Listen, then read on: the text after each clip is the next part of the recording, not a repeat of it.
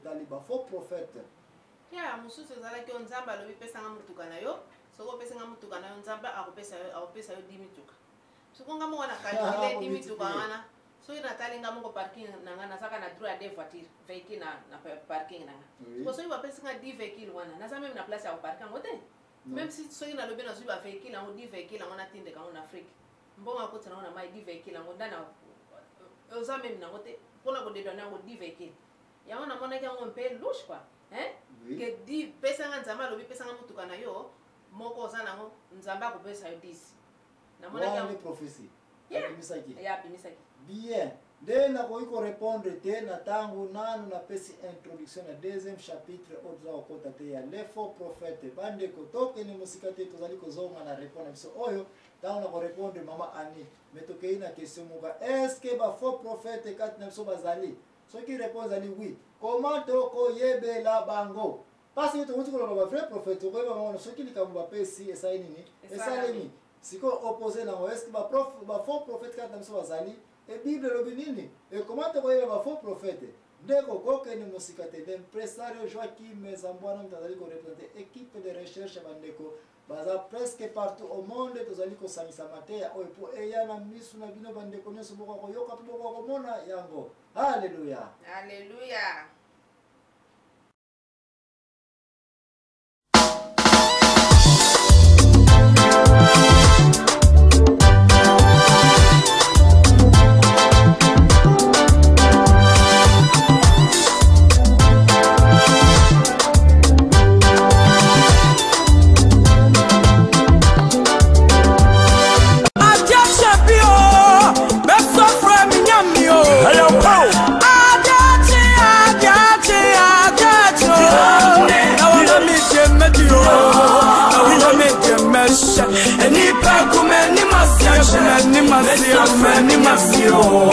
Now mami jemedie,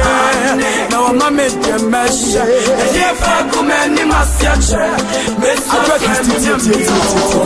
I just tell you, that's my friend. That's my friend. Mama menya media, mama menya messe. And if I come any masiache, that's my friend. Menya kukono abama menya media,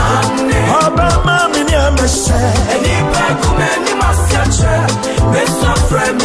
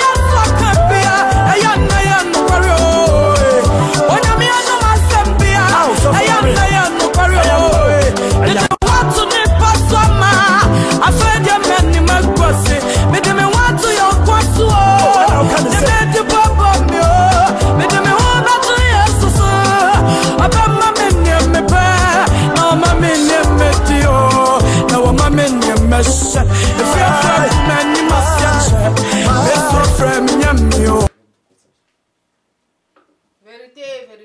alléluia, tout ça, baba prophète. Donc, tout ça, le blabamon, les lois.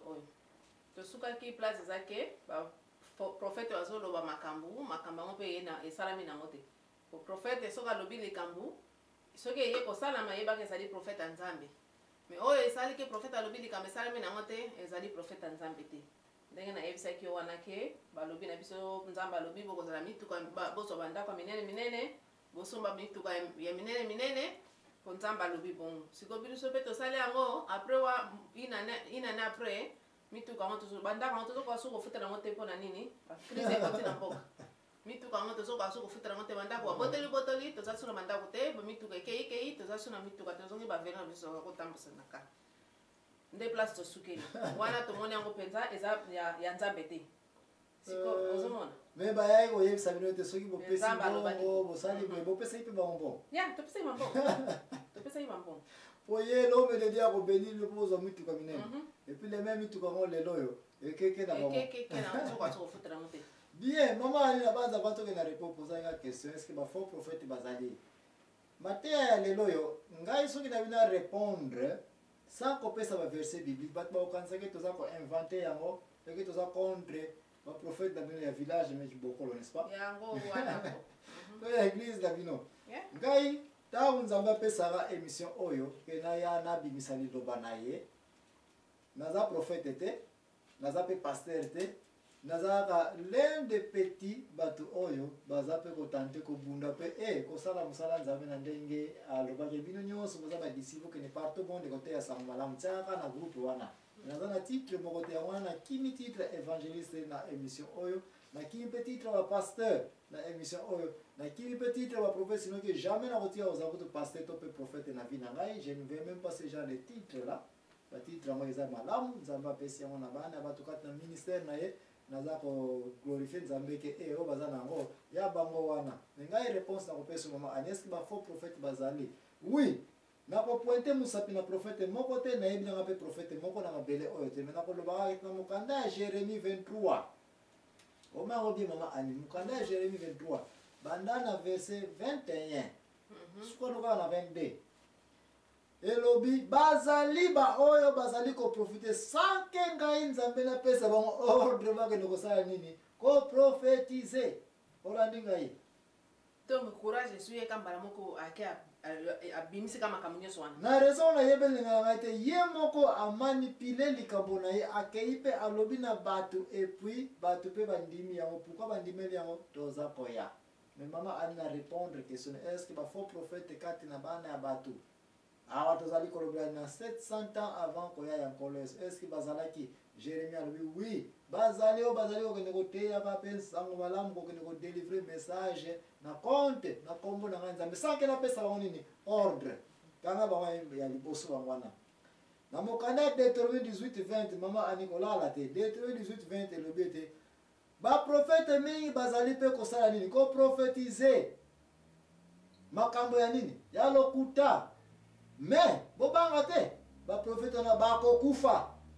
donc un prophète mama ali kobanga na soki tata wana alobi aza prophète aya koyebisa bino ete o nzambe alakisi ngai o nzambe alobeli ngai bokende kosomba bandako minene bokende kokota na bacrédit bosala boye puis makambo aprofisaki lelo ekotisi bino na trouble ya bandako minene boza incapable ya kofutelaka yango incapable ya kosebima na makambo ya économie oyo bokomi na baniongo na babanke bokomi baesclave ya babanke boyeba ete prophète ndenge wana bible promettre ke akosala nini akokufa kokufa na molimo kokufa ya bon problème ezali awa kokufa na molimo aza deja ya kokufa parce que soki yo moto oza kone koteyaka sango na kombo ya nzambe epuis nzambe akangi oke oza no farceur eza nango misala ya kifarce seke spirituellement oza deja kokufa mais awa ngai naza convaincu ke akokufa na nzoto mpenza nzambe akokata ye soki alingi azala 70 ans na vie na ye peut-être soki aza na 40 bokomoni kutu kaka mpe ina nde kaka mpe ye wana pafu akanduki wana mpe akei parce que nzambe alingi komona bato ya boye na société te ya misato oposenga question eske baprofete lokuta bazali sinoke koma tokoyebela bango mokanda ya Deutéronome 18 kaka wana napesaki 20 te sikoyo ndeko kombakisa na 21 kita mosusu mwa moke na se wana kaka landela verse elandi 20 wana nakie 21 elobi ete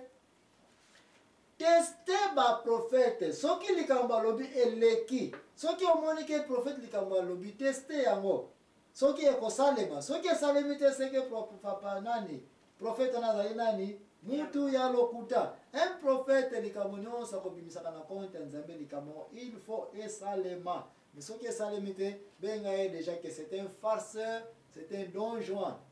aza mutu ya lokuta na pesi yo lisusu chapitre verset mosusu awa kende kotanga na mokanda ya Jérémie chapitre 23 verset 14 okoya komona te keba baprofete bazalaki plein de corruption bazalaki Comment un prophète peut être incorrompu? C'est un de Cambo et tout le monde qui place un protocole dans le monde qui est en détail. Jérémie 23, 14, le bête ba prophète bazali corrompu bazalaki bebo bazalaki ebele babota na ikat na bana ya Israël na Samaria na babikolo nyonso wana. Pourquoi? Parce que bakomaki na intérêt ya soki na ye ki kana yo par exemple soki ba ye koloba na yo ke mama nzambe alobi na ke pesa ngai mutuka na yo oyo et puis kobanga na yo te alobaki nini boya nzamba ko pesa 10 mituka nzamba ko bakisela 10 mituka parce que mona ki yo déjà que oza na position ya oza na mutuka peut-être oza na mbongo mais tiens on a mutuka c'était un prophète corrompu parce que pourquoi pas akene na mama oyo aza d'abord pauvre pe azangi nini mutuka akene ko yebisa te ke mama nzamba alaksinya ke na sambela pona yo poko manefiske na mutuka moko ata yakimbambala mais akika pa na yo mutalula ki corruption eza molimo ya kolula eloko Now I'm a media, now I'm a media mesh.